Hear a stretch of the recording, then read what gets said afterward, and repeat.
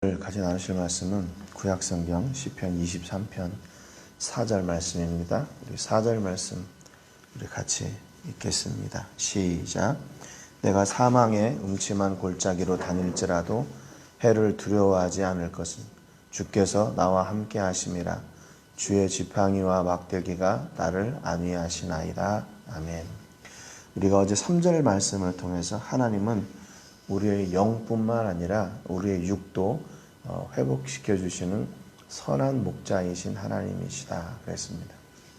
그래서 하나님의 관심은 양들이 당하고 있는 그 아픔의 현장에 있고 그걸 속히 찾아와 회복시키시는 분이시라고 그랬죠. 그래서 그 필립 켈러 목사님이 그 캐스트된 양, 캐스트 다운된 양, 잃어버린 양이나 뒤집어진 양, 그래서 그런 양들이 있으면 이제 뭐 숫자를 그래서 늘 세는 이유가 혹시 그런 양은 없는지, 그래서 그 양을 속히 이제 구해내는 그런 목자임을 저희가 같이 나눴습니다. 그래서 우리를 그 의의 길로 인도하신다는 말, 자기 이름을 위해서 의의 길로 인도하신다는 말은 일방적으로 하나님이 뭐 우리를 어떤 도구로 사용하시는 것이 아니라 양을 그냥 양의 본성대로 내버려 두면 완전히 황무지가 되고 황폐한 그런 땅이 되게 하니까 그것을 방지하기 위해서 양을 인도한다 그랬습니다. 그래서 양이 잘 되는 것, 평안하고 이렇게 강건하게 되는 것을 보고 기뻐하는 것이 바로 목자의 기쁨이다. 이제 이렇게 말씀을 드렸습니다. 오늘 이제 4절에 보니까 좀 분위기가 달라지죠. 무슨 얘기가 나오냐면 내가 사망의 음침한 골짜기로 다닐지라도 해를 두려워하지 않을 것은, 이렇게 노래하고 있어요. 앞에 1, 2, 3절에 보면 나는 부족함이 없습니다. 그분이 나를 푸른 초장에 또 쉴만한 물가에 의의 길로 막 인도해 주신다고 그러는데 갑자기 사망의 음침한 골짜기가 나와요. 여러분, 선한 목자하고 함께 있는 양이 사망의 음침한 골짜기로 빠져 들어간다는 것은 상상하기가 어려운 일이죠. 그러면 어떻게 이렇게 사망의 음침한 골짜기로 양이 다니게 되나? 이것은 그 양이 길을 잃었을 때, cast down 된 그런 길을 잃어버린 양. 그러니까 소외된 양이죠. 무리에서 떨어져 나가가지고 자기도 모르는 사이에 이렇게 보니까 이게 지금 다 없는 거예요. 그만큼 양이 좀 이렇게 뭐 감각도 무디고 또 무지한 그런 습성을 가지고 있다고 합니다. 그러니까 이제 자기가 광야에서 혼자가 됐으니까 얼마나 무섭겠어요. 그건 이 우기 때는 뭐 홍수가 날 수도 있고, 또 산 꼭대기 같은 경우에는 눈사태가 날 수도 있고, 또 바위들이 미끄러지거나 산사태가 나거나, 아니면 그 광야 전체에 이제 흩어져 있는 유독성 식물이라든지 뭐 이런 그런 자연재해들, 또 맹수의 공격들, 얼마나 많은 그런 위험들이 도사리고 있습니까? 그러니까 그런 위험 요소들이 바로 이렇게 사망의 음침한 골짜기라고 이렇게 표현을 하게 되는 거죠. 여기에서도 이 필립 켈러 목사님은 자기가 이렇게 양들을 치는 그런 경험을 통해서 뭐라고 얘기했냐면, 오히려 우리가 이렇게 길을 잃고 또 사망의 음침한 골짜기로 다니게 되는 것은 무엇인가? 죽음의 위기라고 이야기하기보다는 하나님의 자녀로서 하나님의 더 큰 위로와 보호하심을 누리게 되는 더 높고 더 고귀한 삶의 자리로 나가기는 통로다. 이렇게 얘기를 했어요. 그러니까 그 켈러 목사님은 뭐냐면, 목자가 양이 그 사망의 음침한 골짜기에 있는 것을 내버려 두지 않는다는 거예요. 반드시 찾아내고 반드시 구원해낸다, 그 말입니다. 그러니까 비록 지금 양에게 있어서 정말로 사면초가, 그리고 어디로 가야 될지 모르는 건 불안과 초조함이 가득 차 있는 상황이라 할지라도 하나님이 반드시 구해내실 거니까 그곳은 어떤 곳이 되냐? 두려움의 장소가 아니라 오히려 하나님의 위로와 보호하심을 받는 더 높고 고귀한 장소라. 여러분, 지금 우리 삶 가운데 만나고 있는 혹시 어려움들이 있습니까? 그래서 우리를 두려워하게 하는 장소가 아니라 그곳은 어디입니까? 하나님의 역사를 만나게 되는 더 높고 더 고귀한 자리라는 거예요. 그러니까 우리가 눈앞에 있는 그런 환경들, 또 보이지 않는 위협들에 대해서 두려워할 게 없다는 겁니다. 시편 121편 4절에 이스라엘을 지키는 자는 졸지도 아니하시고 주무시지도 아니하시리로다. 그렇게 시편 기자가 노래했어요. 여러분, 그러니까 좀 이런 담대함이 있어야 되는 게 마땅한 일 아닙니까? 하나님이 나를 도우실 거다. 하나님이 나를 도우실 거다. 하나님이 나를 이렇게 반드시 책임지실 것이다. 라고 하는 이런 믿음을 통해서 그 사망의 음침한 골짜기가 내가 정말 죽으러 가는 그런 자리가 아니라는 것을 알게 되죠. 스가랴 8장 7절 8절에도 보니까 만군의 여호와가 이같이 말하노라. 보라, 내가 내 백성을 해가 뜨는 땅과 해가 지는 땅에서부터 구원하여 내고 인도하여다가 예루살렘 가운데에 거주하게 하리니 그들은 내 백성이 되고 나는 진리와 공의로 그들의 하나님이 되리라 그랬습니다. 여기 보면 하나님께서 백성들을 어디로부터 구원하신다고 그랬냐면 해가 뜨는 땅과 해가 지는 땅이라고 그랬어요.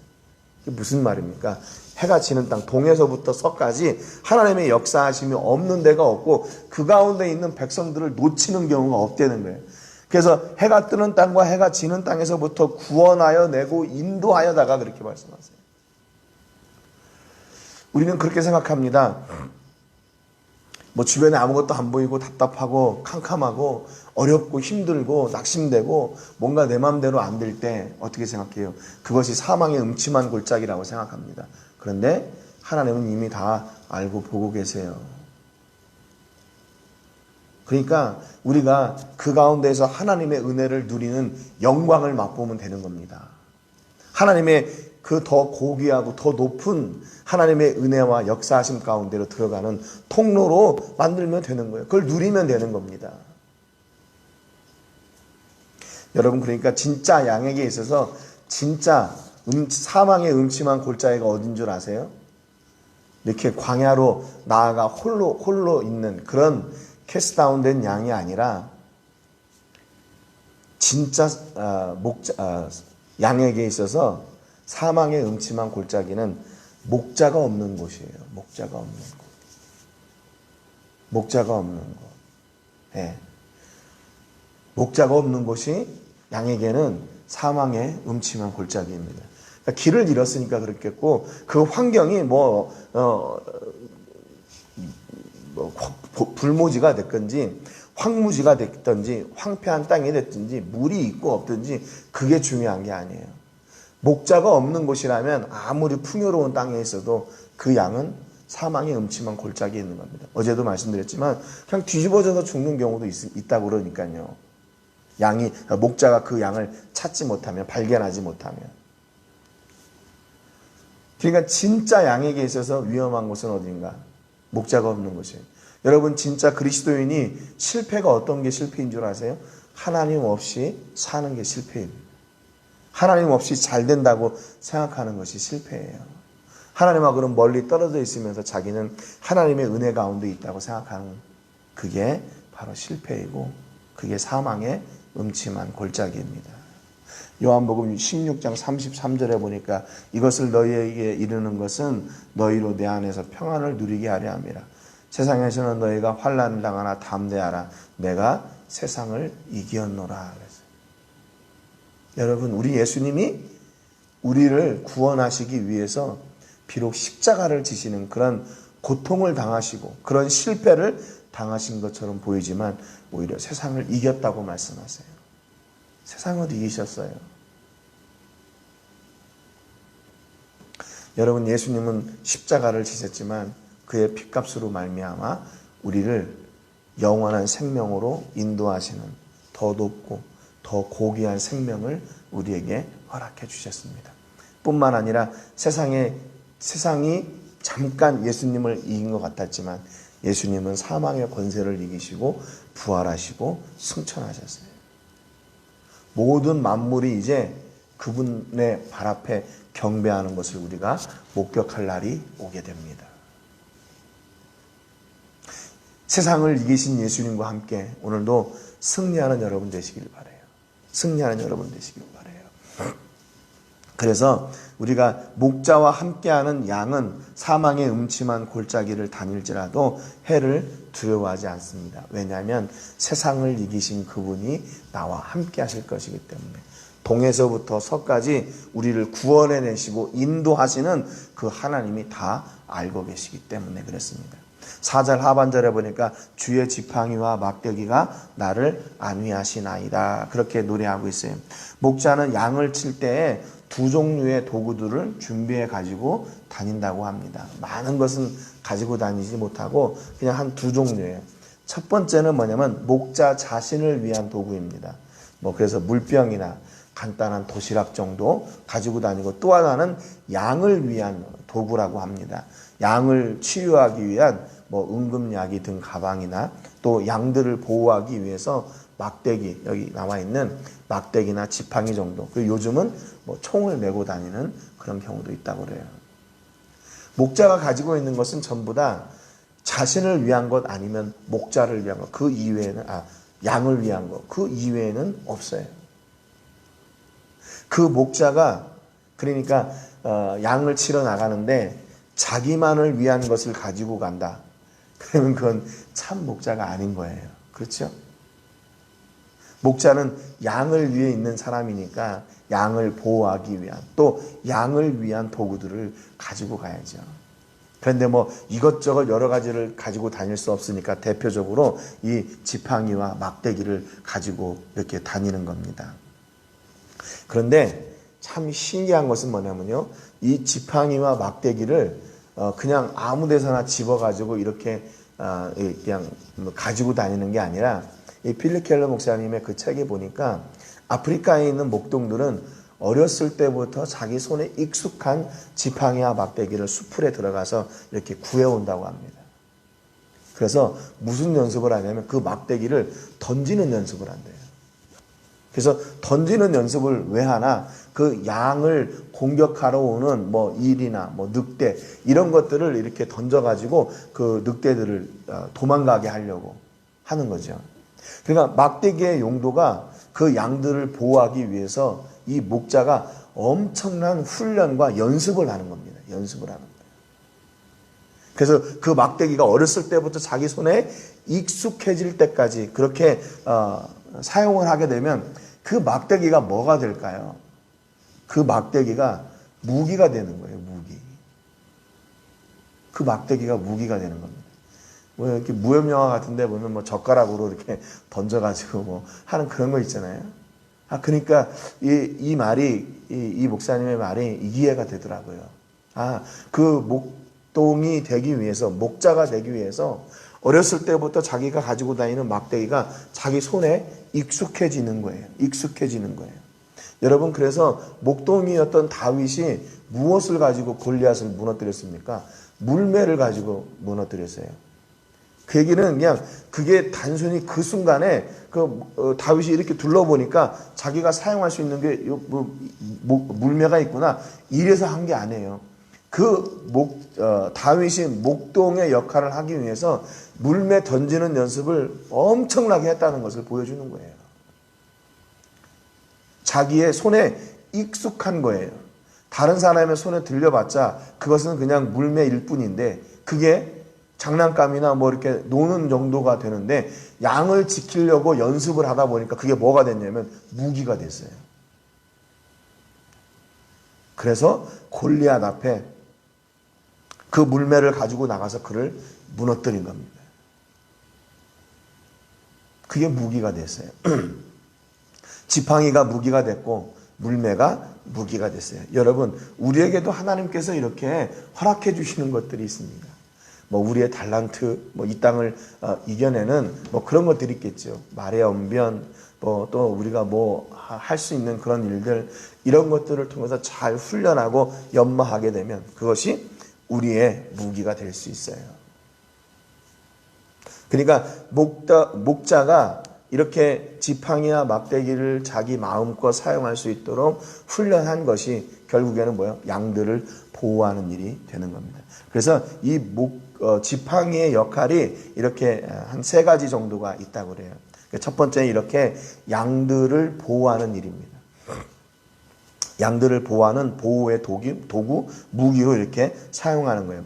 두 번째는 뭐냐면 이렇게 외부로부터의 공격을 보호할 뿐만 아니라 양들 자신에게도 이 지팡이가 사용된다고 그래요. 그래서 양들 중에서 혹시나 독초를 먹으려고 하는 양이 있거나 또 혹시 그 무리를 이탈해 가지고 또 다른 곳으로 길을 잃거나 빠져나가는 양이 있다면 목동이 그 지팡이를 돌려서 소리를 만들고 휙휙 소리를 만들고 이렇게 휘파람을 불면서 그 양을 경고한다고 그래요. 그러니까 그 목자가 돌리는 그 막대기의 소리를 양들이 잘 알고 있는 거죠. 그래서 내가 여기 독초를 먹으려고 하다가 그 소리가 나서 이렇게 보니까 그 먹으면 안 되는 풀이었던 거예요. 내가 이렇게 정신없이 이렇게 가다가 보니까 무리에서 이탈해 가지고 다른 곳으로 가는데 목자가 돌리는 그 막대기에 바람 가르는 소리, 휘파람 소리가 나서 보니까 자기가 지금 다른 곳에 와 있는 거죠. 그래서 양들을 경고할 때에도 사용합니다. 또 세 번째로 이 막대기의 그 용도는 뭐냐면 양들을 조사하고 이렇게 셀 때 이 막대기를 사용한다고 그래요. 그래서 양들이 우리로 이렇게 들어갈 때 길을 만들어서 그 목자 앞을 이렇게 지나가게 한 마리씩 지나가게 하는데 막대기로 양을 이렇게 딱 세우면서 양들을 조사한답니다. 그래서 혹시 피부병은 없는지 또 털에 어떤 더러운 것들은 묻어 있지 않는지 몸은 괜찮은지 그것을 이 막대기로 양들이 지나갈 때 탁 잡고 이렇게 탁 검사를 하는데 이 목동이 막대기를 사용한다고 그래요. 그러니까 이 막대기의 용도가 여러 가지가 있는 거죠. 그러니까 결국에는 그 막대기 앞을 지나가는 양은 어떻게 돼요? 그 막대기 앞에 신호 앞에 순종해야 되는 거죠. 서라 그러면 서는 거고 이렇게 검사하고 그러면 가만히 이렇게 기다리고 있는 것이고요. 그게 뭐냐면 그 목동의 권위 아래 순종한다는 거예요. 목동의 권위 아래 순종하는 거예요. 에스겔서 20장 37절 38절에 보니까 내가 너희를 막대기 아래로 지나가게 하며 그랬어요. 여기 오늘 본문에 나와 있는 막대기라는 말하고 여기 이 막대기라는 말하고 같은 말입니다. 히브리 말로. 막대기 아래로 지나가게 하며 언약의 줄로 매려니와 너희 가운데서 반역하는 자와 내게 범죄하는 자를 모두 제하여 버릴지라. 막대기의 역할이 그거예요. 양을 혹시 상처나게 하는 것은 없는지, 혹시 병은 없는지, 해충은 없는지 그것들을 잘 검사해서 그 막대기를 통해서 그 양의 그런 부분들을 드러나게 되는 거죠. 결국 그래서 뭐냐면 우리 백성, 하나님의 백성된 우리가 그 막대기 아래로 지나간다는 말은 뭐냐면 그분의 권위 아래 순종한다는 이야기고 그분의 약속, 그분의 언약 앞에 우리가 그 언약 백성이라고 하는 증거라는 겁니다. 그게 관계예요. 양과 목자의 관계죠. 그래서 양들은요, 목자가 그 지팡이를 들고 있는 것을 보기만 해도 마음의 평안을 누린대요. 참 신기하죠. 양들도 그러니까 목자를 보고 있는 거예요. 지금 목자가 뭐 하고 있나? 나를 잘 지켜주고 있나? 아니면 그 목자가 지금 딴짓을 하고 있나? 그걸 보는 거래요. 그래서 양들이 그 목자가 들고 있는 지팡이만 봐도 다들 이렇게 평안하게 그렇게 지낼 수가 있다고 그래요. 여러분 그러니까 이 막대기가 뭡니까? 이 막대기가 누구의 손에 들려 있느냐에 따라서 양들을 보호하는 무기가 되는가 하면 그 막대기가 누구의 손에 들려 있는가에 따라서 그 양을 잡는 일이 될 수가 있어요. 사꾼 목자에게 그 막대기가 들려 있으면 어떻게 될까요? 양들은 그냥 죽음 가운데로 그냥 내박쳐진 거죠. 동물들이 포식자들이 공격해와도 싹군 목자는 어떻게 하겠습니까? 그걸로 막으려고 노력하겠어요? 아니 그냥 놓고 도망가겠죠. 그러니까 어떤 목자를 만나느냐, 어떤 목자에게 이 지팡이와 막대기가 들려있느냐에 따라서 그 양의 생사, 그 양의 운명이 달라지게 되는 겁니다. 여러분, 우리 하나님은 참 하나님이시죠. 진짜 목자고 선한 목자이시죠. 여기 안위한다는 말 있잖아요. 지팡이와 막대기가 나를 안위하십니다 라고 하는 말이 있는데 히브리 말로 나함이라고 그래요. 그런데 이게 두 가지 의미를 갖고 있습니다. 하나는 뭐냐면 후회하다. 또 한 가지는 위로하다. 서로 이게 좀 개연성이 없는, 일관성이 없는 뜻 같아요. 그런데 그 막대기를 가지고 양들을 이렇게 사용하는, 양에게 사용하는 그런 이렇게 습관, 그런 풍습들을 알고 보니까 이 두 가지 단어의 의미가 막대기로 안위함을 받는다는 말이 이게 맞는 거죠. 어떤 때 앞서도 말씀드렸지만 어떤 때는 잘못된 길로 갈 때는 뭐 합니까? 경고를 하는 거죠. 그래서 내가 지금 잘못된 길로 가고 있구나. 후회하게 만들어. 돌아오게 하는 겁니다. 또 한 가지는 뭐냐면 위험에 처한 양을 어떻게 해요? 구해내는 무기로 사용하니까 막대기를 볼 때는 양이 위로함을 받는 거죠. 그러니까 이 안위한다는 말이 참 좋은 말인 것 같아요. 우리를 잘못된 길로 갈 때는 돌이키게 하시고 또 우리가 위험에 처할 때는 우리를 보호하기도 하신다는 그런 말입니다. 그러니까 결국 이 시편 기자가 말하는 그 목자와 양의 관계에서 양은 뭐냐면 양이 그 목동의 인도하심을 따라가는 것이 부담이나 또는 그 목자가 뭔가 양을 통해서 뭔가를 얻어내려고 하는 그런 일방적인 관계가 아니라 목자는 양을 이렇게 잘 보호하고 기뻐하고 즐거워하고 양이 평안함을 누릴 때 그 목자가 즐거움을 누리는 그런 관계라는 거예요. 그런 관계. 여러분, 그러니까 막대기와 지팡이를 두려워하는 사람이 있는가? 또 아니면 막대기와 지팡이를 보고 평안을 누리고 있는가? 보면 내가 어떤 지금 그리스도인인지 어떤 신앙이 있는지 우리가 알 수 있어요. 막대기와 지팡이가 두려운 사람은 어떤 사람일까요? 내가 지금 무리에서 빠져나온 양인 거예요. 무리에서 빠져나온 양이에요. 그러면 지팡이와 막대기를 보고 평안을 누리는 사람은 어떤 사람이에요? 양 무리 가운데 있는 양인 거예요. 그리고 내가 그 지팡이와 막대기를 보고 두려워하고 있는 거는 뭐예요? 그 목자가 선한 목자가 아닌 거예요.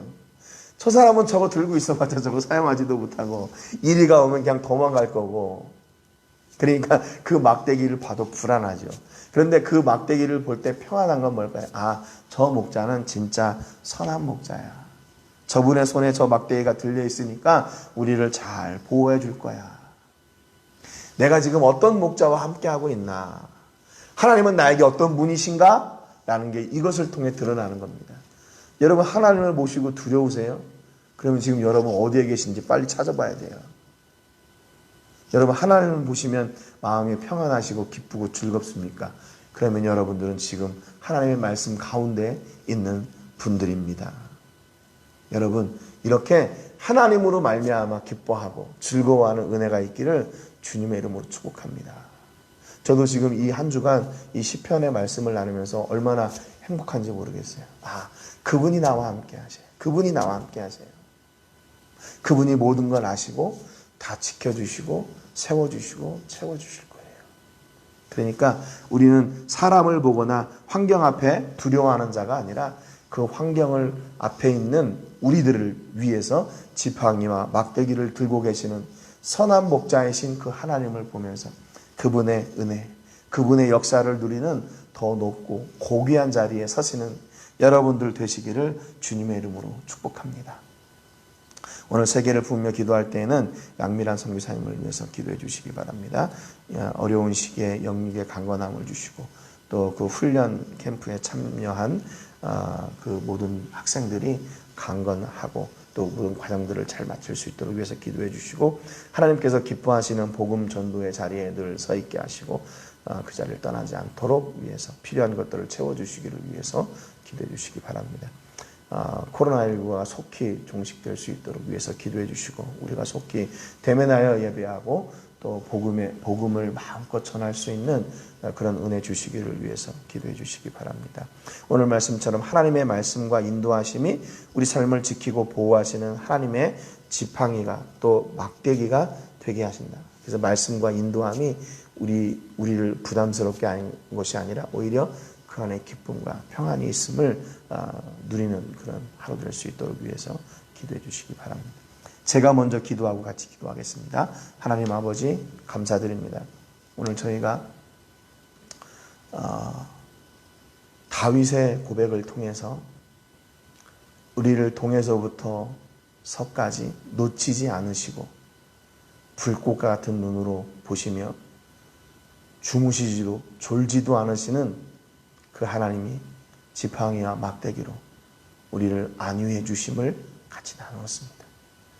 하나님, 우리가 사망의 음침한 골짜기로 다니는 것은 환경이 척박하기 때문에 사망의 음침한 골짜기가 아니라 목자 없는 곳을 가기에 사망의 음침한 골짜기를 가고 있는 것임을 압니다.